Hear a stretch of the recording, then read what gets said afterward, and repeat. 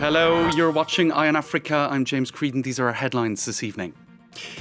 Kenya is still waiting for official news of who its next president will be. This, as speculation has run rife online about the outcome of last Tuesday's vote. In Guinea, the main opposition group FNDC has accused the transitional government of operating like a mafia. This after the coalition was disbanded by the authorities.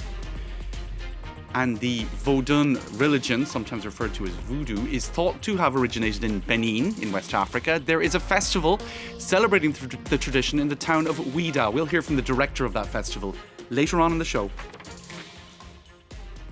Thanks for watching. Now we start in Kenya, where according to polls, it's a dead heat between the two lead candidates, Raila Odinga and William Ruto. But no official results have been declared 2 days after 14 million or so Kenyans cast their ballots.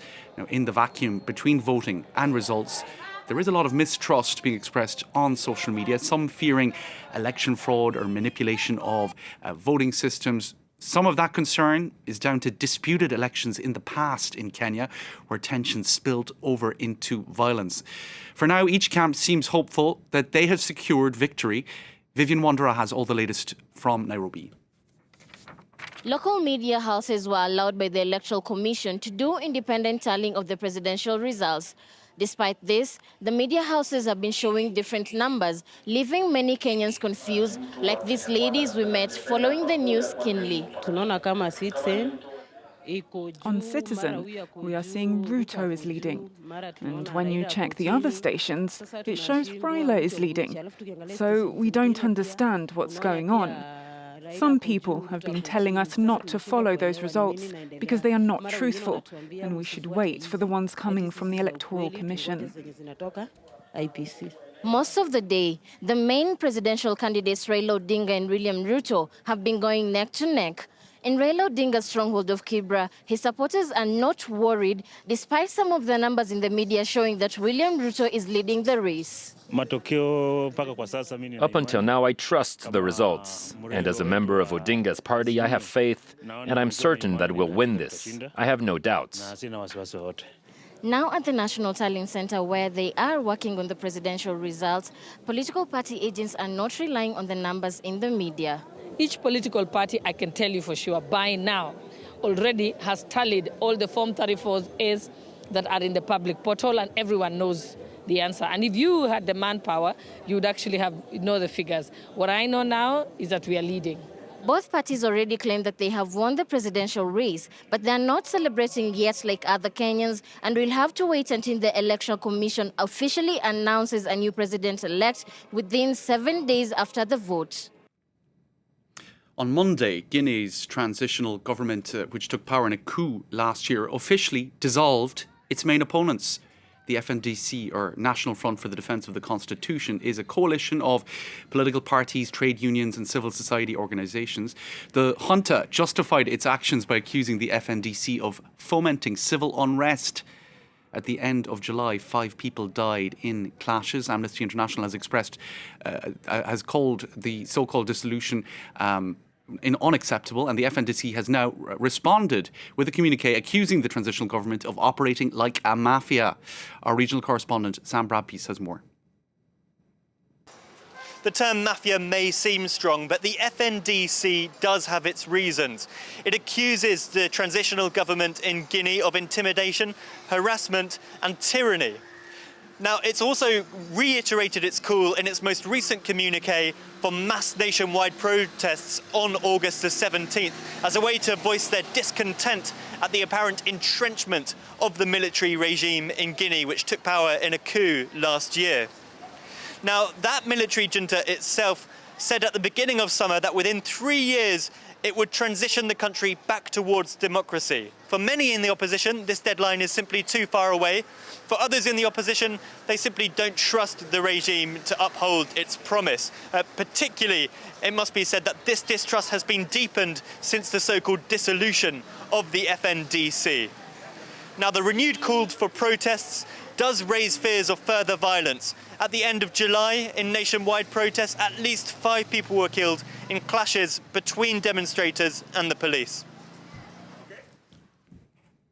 In Senegal, the former mayor of Dakar, Pape Diop, has switched his loyalties to the presidential coalition backing Macky Sall. Now, they had lost their parliamentary majority in an election last week by just one seat, but winning over Pape Diop has now flipped that result. In a further boost to Macky Sall, the country's main opposition alliance announced it would not appeal against the legislative election results. Now, wrapping up his three-nation trip to Africa, the US Secretary of State Antony Blinken was in Rwanda this Thursday, meeting with President Paul Kagame. That visit came less than a week after a UN investigation claimed to have credible evidence of Rwanda's military interference in the Democratic Republic of Congo. Blinken said he discussed the issue with Kagame, who he said agreed to meet with his Congolese counterpart for direct talks. Kars Garland has the details. Arriving in Kigali ahead of a meeting with the Rwandan president, Antony Blinken had a list of tough topics to discuss. Notably, a report by United Nations experts claiming Rwanda has been supporting the M23 rebel group in Eastern Democratic Republic of Congo. The US Secretary of State said he expressed his concerns to Paul Kagame. Any support or cooperation with any armed group in Eastern DRC endangers local communities and regional stability. Both presidents have agreed to engage in direct talks with each other. They're both ready to resume the talks in the context of the Nairobi process with armed groups. Rwanda denies supporting the M23 and has in turn accused DRC of collaborating with another rebel group, the FDLR. In his talks with Kagame, Blinken also brought up human rights concerns and what Washington calls a lack of fair trial guarantees for so-called Hotel Rwanda hero and US resident Paul Rusesabagina.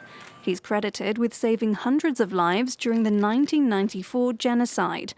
Rusesabagina is a fierce critic of Kagame and was last year sentenced to 25 years in prison on terrorism charges. As far as the government of Rwanda is concerned, Paul Rusesabagina is a Rwandan citizen, and we would request our partners to respect Rwanda's sovereignty, Rwanda's laws. Blinken's visit to Rwanda wraps up his three-nation tour of Africa, aiming to increase engagement with sub-Saharan Africa and counter Russian and Chinese influence on the region. Malian authorities declared 3 days of national mourning after 2 weekend attacks by armed groups killed dozens of people. The Malian army said an attack in the north in the Gao region left 42 soldiers dead. In the other attack on Sunday, 5 police officers were killed in the country's south. Mali has been combating extremists for nearly a decade now, and the situation has showed signs of deteriorating after France began withdrawing troops following a breakdown in relations with the Malian government. Thousands of Sudanese protesters have once again rallied in Khartoum against last year's military coup. They continue to demand civilian rule. Anti-military chants such as "Back to the Barracks" were heard on the streets of the capital. Near weekly protests have been taking place in Sudan since the coup, with occasionally violent crackdowns. Laurent Berchecker has more. Undeterred after months of protests, thousands of Sudanese took to the streets of Khartoum once more to voice their opposition to the military government's latest proposal. This initiative does not represent us resistant committees in any way. We will only bring about justice through the streets. Last month, an influential religious leader suggested holding a political conference which would set the agenda for the rest of the transition period and propose a date for general elections. The initiative was welcomed by Sudan's military government, but not by opposition groups who say they weren't invited to take part. They denounce a government ploy to create a new political majority from which revolutionaries would be excluded. I see these initiatives as trying to divert people away from the efforts the resistance committees have been making throughout these past months. Any initiative that is not led by the committees will fail. Sudan has been plunged in political turmoil for nearly 10 months after an October military coup derailed a planned transition to civilian rule. Since then, the country has been rocked by near-weekly protests, and a widespread security crackdown has done little to quell the unrest. On top of demanding the departure of the military leadership, many Sudanese are also protesting the high cost of living amid a spiraling economic crisis. Now, Benin is seen as the country in which the VODUN religion originated, also known as voodoo. In the town of Ouidah, a festival is celebrating VODUN until the 16th of August. The celebration takes the form of huge, colourful processions throughout the city. Many groups of people who are believers of VODUN travel to take part in the celebrations. Let's take a listen to the director of the festival. For us, African and Afro-descendants, VODUN is our identity. We born in a kind of skills who make us more sensible for VODUN aesthetic and VODUN artwork. So, of course, VODUN have a part of relationship, but for us as African, VODUN is really our identity. How to eat, how to sing, how to dance, how to pray also, how to celebrate our ancestors, to celebrate newborns.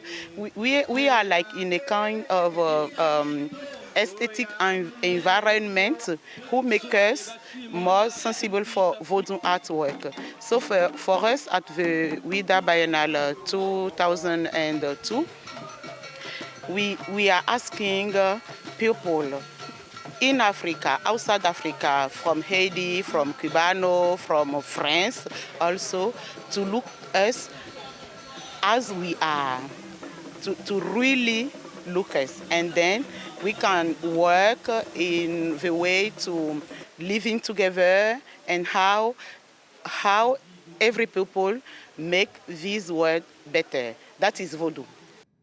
All right, we'll have more reporting from that festival in the next few days. Thanks for watching Eye on Africa. Do stay tuned.